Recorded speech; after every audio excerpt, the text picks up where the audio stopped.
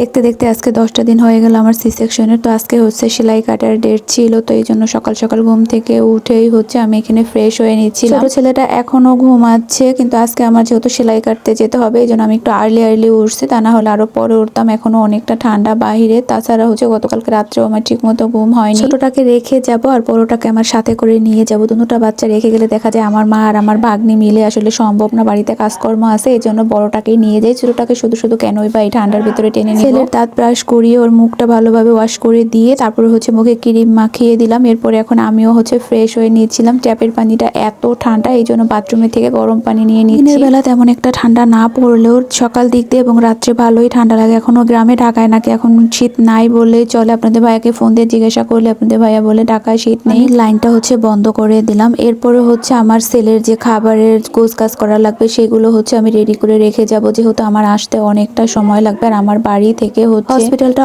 অনেক দূর, আর হসপিটালে গেলেই তো আর হয়ে যায় না, ওইখানেও তো কিছু সময় লাগবে। দেখা যায় যাওয়া আসা মিলিয়েও 2-3 ঘন্টার মতো লেগে যাবে। এই জন্য হচ্ছে আমি আর কি আমার ছেলের যে খাবার দাবারের প্রয়োজনীয় জিনিসপত্র আছে সেগুলো সব রেডি করে রেখে যাব, যাতে ও কান্না করলে কোনো সমস্যা না হয়, সাথে সাথে খাবার রেডি করে দিতে পারে। আমার ছেলে যেহেতু বেস্টিং এর সাথে সাথে ফর্মুলারও খায়, ও শুধু বুকের দুধে আসলে ওর হয় না, এই জন্য জন্মের পর থেকেই হচ্ছে একটু একটু করে আর কি ফর্মুলার দিচ্ছি আর কি। তেমন একটা খায় না, সারাদিন তো ঘুমের ভিতরেই থাকে, দেখা যায় একটু একটু 2-1 বার আর কি খাওয়া হয়। তো যাই হোক, আমি এখানে গরম পানির ফ্লাক্সটা আর ফিটারটা ভালোভাবে ধুয়ে ফুটিয়ে তারপরে হচ্ছে ফ্লাক্সের ভিতরে গরম পানি করে রেখে যাব, আর ফিটারটা ভালোভাবে ধুয়ে ফুটিয়ে তারপরে হচ্ছে নিব। ফিটারটা ভালোভাবে ওয়াশ করে এরপর এখানে আমি গ্যাসের চুলার ভিতরেই হচ্ছে ফিটারটা সেদ্ধ করতে বসিয়ে দিছি। বাহিরের মা লাকড়ির চুলায় হচ্ছে রান্নাবাড়া করতেছে, ওইখানে দিতেও পারতাম কিন্তু দেরি হয়ে যাবে দেখে আমি একটু তাড়াহুড়া করতেছিলাম, গ্যাসেই দিয়ে দিছি। এইদিকে আমি গরম পানিটা হচ্ছে জগের ভিতরে দিয়ে দিছিলাম, সেই পানিটা বলক উঠে গেছে, এখন ফ্লাক্সে ঢেলে নিচ্ছি। খুব তাড়াহুড়াই করতেছিলাম, সকাল 10টার ভিতরে হচ্ছে আমাকে রেডি হয়ে বের হতে হবে। মেডিকেল থেকে আসার সময় বলে দিছিল 10টা কি 10:30টার দিকে মেডিকেলে আসতে, তা না হলে দেখা যায় সেলাই কাটতে অনেকটা সময় লাগবে। আর ছোট ছেলেটাকে যেহেতু রেখে যাবো একটু তাড়াহুড়াই করতেছিলাম, যাতে অল্প সময়ে কাজগুলো শেষ করে যেয়ে আবার চলে আসতে পারি। ছেলের প্রয়োজনীয় সবকিছু রেডি করে রেখে তারপরে বড় ছেলেটাকে নাস্তা খাইয়ে দিয়ে এখানে আমি আমার জন্য নাস্তাটা রেডি করে নিছি। আজকে 2 পিস রুটি হচ্ছে রং চা আর 2টা ডিম, এর চাইতে আর বেশি কোনো কিছু নিব না। এমনিতেও সকাল তেমন কিছু খেতে ইচ্ছা করতেছিল না, তাড়াহুড়াও ছিল। তো যাই হোক, নাস্তাটা কোনো রকম নাকে মুখে খেয়ে ছেলেকে রেডি করিয়ে দিয়ে আমিও রেডি হয়ে এখন আল্লাহ নামনে বের হয়ে যাচ্ছি। আর আমার ছোট ছেলেটাকে ফুপি আর আমার ভাগ্নির কাছে রেখে যাচ্ছি। বারবার বলে যাচ্ছিলাম তোমরা ওরে দেখে রেখো। খুব মজা করে বলতেছিল তুই না আসলেও সমস্যা নাই, ও আমাদের কাছে থাকতে পারবে। তো যাই হোক, আমরা মা ছেলে মিলে বাড়ি থেকে বের হয়ে গেলাম। আমাদের সাথে হচ্ছে মেজো আপুও যাবে। তো বাড়ির সামনে আসতে আসতেই হচ্ছে ভ্যান পেয়ে গেছিলাম, তো ওইখানে উঠে গেলাম। এবারকার শীতে বাড়িতে এসে তেমন একটা সর্ষে ফুল বা জমির ভিতরে যাওয়া হয়নি, ছবিও তোলা হয়নি। আসার পর থেকেই তো শরীরটা অসুস্থ, আবার এখন যেহেতু বাবু হয়েছে এগুলো রেখে তো আর সম্ভব না যাওয়া।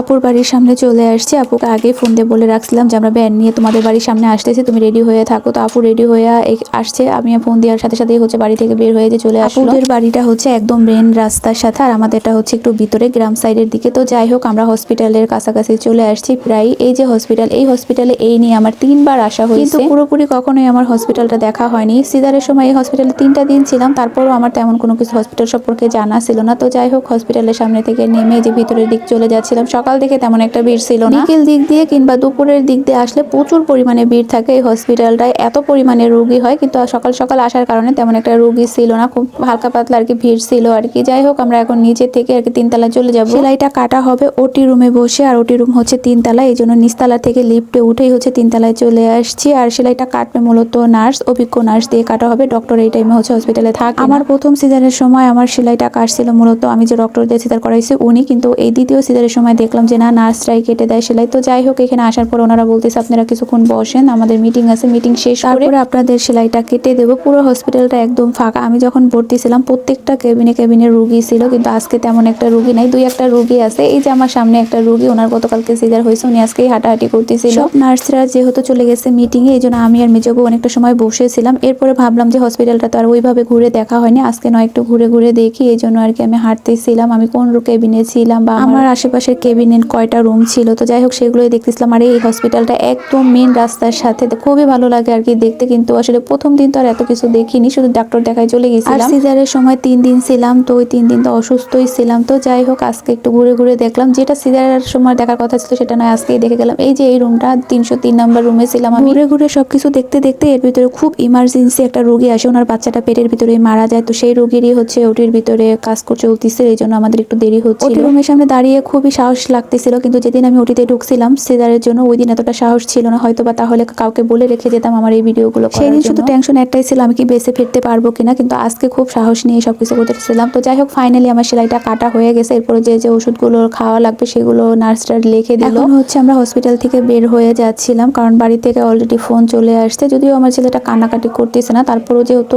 হঠাৎ হঠাৎ ব্রেস্ট ফিডিং করে ছোট বাচ্চা, অনেকটা সময় প্রায় হয়ে আসছে, 2 ঘন্টা। এতটা সময় যদি একটু না খায় তাহলে তো একটু গলাটা শুকিয়ে আসে। যদিও ফিটার দিচ্ছিল, কিন্তু একটা না ফিটারও ঠিক মতো খায় না। প্রথম দিন যখন হসপিটালে আসলাম তখন আমি, আমার ছেলে, আমার বোন আমরা আসছিলাম। আর আমার সিজারের সময় আমার ফুপু, আমার ফুফাতো বোন, আমার মা, আমার হাজবেন্ড, আমার বোন সবাই মিলে একসাথে আসছিলাম। আজকেও আমি, আমার বোন আর আমার ছেলে। তো যাই হোক আমরা হসপিটাল থেকে বের হয়ে গেছি, আমাদের কাজকর্ম সবকিছু শেষ, এখন বাড়ির উদ্দেশ্যে রওনা হয়ে যাব। প্রথমে ভাবছিলাম অটোতে করে যাব, পরে ভাবলাম যে না, অটোর ভিতরে যাব না, ঝাঁকিটা বেশি লাগবে, ভ্যানে করেই যাই, আস্তে আস্তে সময় নিয়ে যেতে পারবো। এই জন্য ভ্যানেই উঠে গেলাম। আর বাহিরে প্রচুর পরিমাণে রৌদ্র।